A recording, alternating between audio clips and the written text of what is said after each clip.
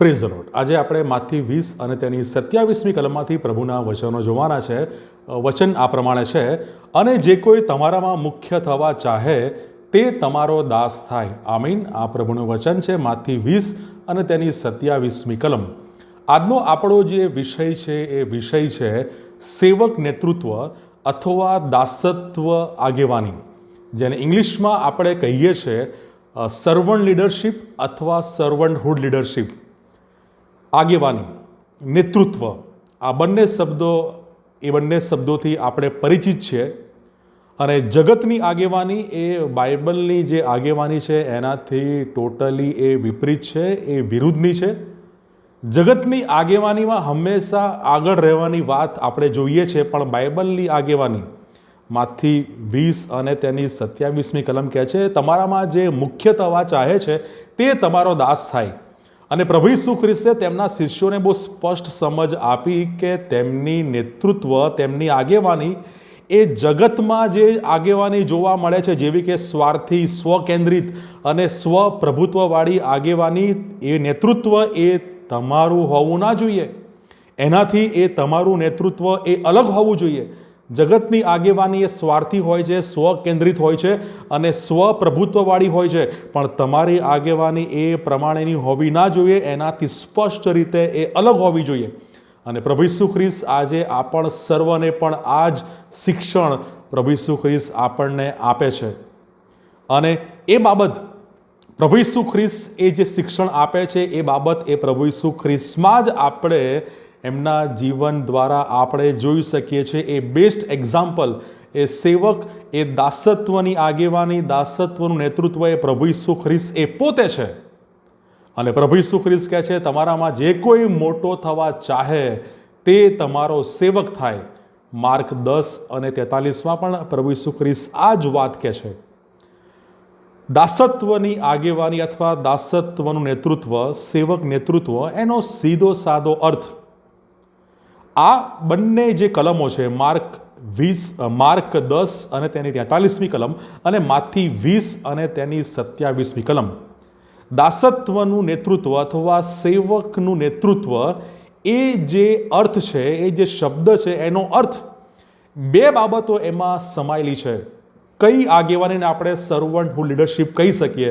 સૌથી પહેલી બાબત, જ્યારે પ્રભુ ઈસુ ખ્રિસ્ત માથી 20 અને 27, માર્ક 10 અને 43મી કલમમાં જ્યારે પ્રભુ ઈસુ ખ્રિસ્ત એ વાત કહે છે કે જે કોઈ તમારામાં મુખ્ય થવા ચાહે તે તમારો દાસ થાય, જે કોઈ તમારામાં મોટો થવા ચાહે તે તમારો સેવક થાય, આ બંને કલમો, એના પછીની જે કલમો છે એમાં આપણે બહુ ગજબનો અર્થ, એ દાસત્વ નેતૃત્વનો સાચો અર્થ આપણે એ કલમોમાં જોઈ શકીએ છીએ। અને એ તો છે પ્રભુ ઈસુ ખ્રિસ્ત કહે છે જે માણસનો દીકરો સેવા કરાવવાને નહીં પણ સેવા કરવાને તથા ઘણા લોકોની ખંડણીને માટે પોતાનો જીવ આપવાને આવ્યો છે તેમ। માથી 20 તેની 28મી કલમ અને માર્ક 10 અને તેની જે 44મી કલમ છે, 44 અને 45, આ બંને કલમો જ્યારે આપણે તપાસીએ છીએ ત્યારે બે બાબતો જોવા મળે છે। સેવા કરાવવાને માટે નહીં પણ સેવા કરવાને માટે, એ છે દાસત્વ નેતૃત્વનું મુખ્ય લક્ષણ। અને બીજી બાબત, ઈશ્વર મહિમા, એ સેવામાં વ્યક્તિ પોતાનો મહિમા નહીં પણ એ સેવામાં વ્યક્તિ એ પોતાના ઈશ્વરનો મહિમા એ શોધે છે।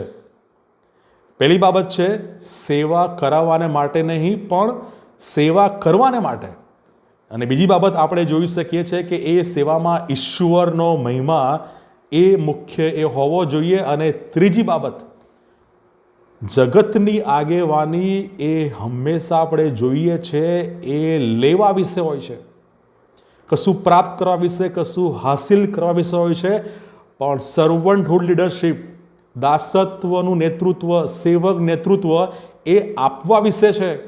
અને અહીંયા આપણે જોઈએ છે ઘણાને ખંડણીને માટે પોતાનો જીવ આપવાની વાત ત્યાં લખેલી છે। તે નોંધે છે ઘણા લોકોની ખંડણીને માટે પોતાનો જીવ આપવાને આવ્યો છે તેમ। જો આપણે સર્વન્ટહુડ લીડરશિપ, દાસત્વનું નેતૃત્વ કરવું છે તો આપણે ત્યાગ, બલિદાન એ આપવાની ભાવના, એ લાગણી એ આપણી આગેવાનીમાં એ હોવી જોઈએ. ત્યારે જ આપણે એને બાઇબલ આધારિત દાસત્વનું નેતૃત્વ અથવા એને આપણે સર્વન્ટહુડ લીડરશિપ આપણે એને કહી શકીએ છીએ. અને સેવક નેતૃત્વ, દાસત્વ નેતૃત્વના ઘણા બેસ્ટ એક્ઝામ્પલ આપણી પાસે બાઇબલમાં છે અને આપણે જોઈ શકીએ. સૌથી પ્રચલિત એક્ઝામ્પલ એ તો છે મૂસાનું. નિર્ગમન 32મો અધ્યાય. મૂસા એ પોતાના લોકોને માટે વિનંતી કરે છે. પોતાના લોકોએ એ ઢળેલું વાછરડું બનાવેલું છે. એના પછી જે મૂસા જે વિનંતી કરે છે એ બહુ જબરજસ્ત એની આગેવાની એ ત્યાં છતી થાય છે. મૂસા નિર્ગમન 32મો અધ્યાય 32મી કલમમાં કહે છે, પણ તમે તેઓના પાપની ક્ષમા કરો તો સારું, નહીં તો તમારા લખેલા પુસ્તકમાંથી મારું નામ તમે ભૂંસી નાખો. મૂસા કહે છે તમે એ લોકોની પાપની તમે ક્ષમા બક્ષો, તમે એમના પાપ ક્ષમા કરો, અને જો એમ નહીં તો તમારા જીવનના પુસ્તકમાંથી મારું નામ તમે ભૂંસી નાખો. મૂસા એ ગજબની દાસત્વની નેતૃત્વનો દાખલો મૂસા એ નિર્ગમન 32માં આપે છે. અને લુક 22 અને 24મી કલમ એ કહે છે જે આગેવાન હોય છે તેણે સેવા કરનારના જેવા થવું.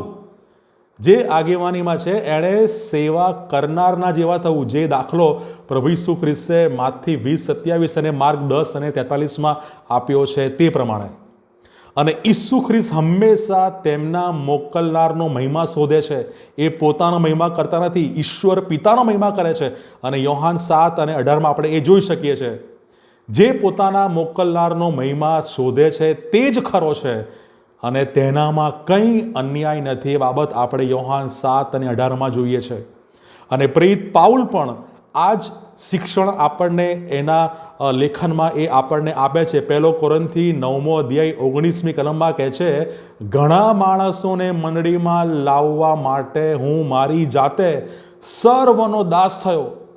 પ્રેરિત પાઉલ કહે છે લોકોને મંડળીમાં લાવવાને માટે હું મારી જાતે બધાનો દાસ થયો. એ બોસ ના બન્યો, એ લીડર ના બન્યો, એ આગેવાન ના થયો, પણ એ દાસ થયો. અને ત્યાગને માટે એ પાઉલ એ તૈયાર થઈ જાય છે. અને 1 પીતર 5મો અધ્યાય 3જી કલમ એ પણ આ જ બાબત જણાવે છે, તમને સોંપેલા ટોળા પર સ્વામી તરીકે નહીં, પણ તમે તે ટોળાને આદર્શરૂપ થાઓ. 1 પીતર 5 અને 3માં કહે છે કે જે ટોળું તમને આપેલું છે તેના પર સ્વામી, બોસ, આગેવાન, લીડર એ રીતે નહીં, પણ એ ટોળાને તમે આદર્શરૂપ થાઓ. આ છે સાચી ખરી સર્વન્ટહુડ લીડરશિપ. અને એનાથી વિપરીત પાત્રો પણ બાઇબલમાં નોંધેલા છે કે જે પોતાનો મહિમા શોધે, જે પોતે મુખ્ય થવા ચાહે છે.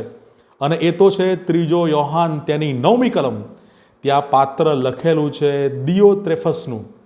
અને એ જે વ્યક્તિ છે એ હંમેશા એ પોતાને એ પ્રથમ રાખવાનો પ્રયત્ન એ દિયોત્રેફસ એ કરે છે. અને 3 યોહાન તેની 9મી કલમમાં આપણે જોઈ શકીએ છીએ કે એ કલમમાં દિયોત્રેફસ એ કહે છે જે તેઓમાં મુખ્ય થવા ચાહે તે અમારો અંગીકાર કરતો નથી. એ દિયોત્રેફસ એ મુખ્ય થવા ચાહે છે. એ યોહાનનો અને સેવકોનો એ સ્વીકાર કરતો નથી, અંગીકાર કરતો નથી. એ સ્વાર્થી છે, એ કોઈની સેવા કરતો નથી. અને પણ બધા તેની સેવા કરે તેવું એ ઈચ્છે છે. એ કોઈ પણ પ્રકારની સત્તાને એ સ્વીકારતો નથી. અને યોહાનના પણ અધિકારનો એ ઇનકાર કરે છે, નકાર કરે છે અને અભિમાનથી એ આગેવાની કરે છે. અને મંડળીમાં ખ્રિસ્તી મંડળીની વ્યવસ્થાને એ પડકાર આપે છે. અને આતિથ્ય ભાવ, એ સરભારાનો ભાવ પણ એ દિયોત્રેફસમાં નથી. એ બાબત આપણે જોઈ શકીએ છીએ યોહાનનો 3 પત્ર તેની 9મી કલમ.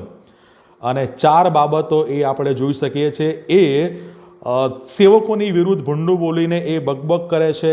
એ પોતાના ભાઈઓનો અંગીકાર કરતો નથી અને જેઓ એમ કરવાની ઈચ્છા રાખે તેઓને તે અટકાવે છે. અને 4થી બાબત, મંડળીમાંથી તેઓને એ બહિષ્કૃત કરે છે. આ પ્રકારની આગેવાની, પ્રભુ ઈસુ ખ્રિસ્તની સર્વન્ટહુડ લીડરશિપની વિરુદ્ધની આગેવાની પણ આપણે અહીંયા જોઈ શકીએ છીએ. અને એ બાબત એ હંમેશા એ સ્વાર્થી ભાવનાથી એ ભરેલી હોય છે. એ દાસ એ સેવક થવાનો પ્રયત્ન એવી વ્યક્તિઓ ક્યારેય કરતા નથી, કારણ કે એ પોતે મુખ્ય થવા ચાહે છે. પણ પ્રભુ ઈસુ ખ્રિસ્ત માથી 20 તેની 27 અને 28મી કલમમાં, અને એ જ પ્રમાણે માર્ક 10 તેની 43, 44 એ આગળની કલમોમાં પ્રભુ ઈસુ ખ્રિસ્ત એક જ વાત કહે છે, સેવા કરાવવાને માટે નહીં, પણ સેવા કરવાને માટે. અને ઘણા લોકોને સારું એક ખંડણી આપવાને માટે પ્રભુ ઈસુ ખ્રિસ્તે સેવક નેતૃત્વની, દાસત્વ નેતૃત્વનો બહુ બેસ્ટ દાખલો, શ્રેષ્ઠ ઉદાહરણ પ્રભુ ઈસુ ખ્રિસ્તે પોતે એમણે આપણને આપ્યું છે કે પોતે ઈશ્વરના રૂપમાં છતાં તેમણે ઈશ્વર સમાન હોવાનું પકડી રાખવાનું ઈચ્છ્યું નહીં. દાસનું રૂપ ધારણ કર્યું, માણસના રૂપમાં આવીને પોતાને ખાલી કર્યા અને મરણને વધસ્તંભના મરણને આધીન થઈને પોતાને નમ્ર કર્યા. આ છે બાઇબલ આધારિત દાસત્વની આગેવાની, સર્વન્ટહુડ લીડરશિપ.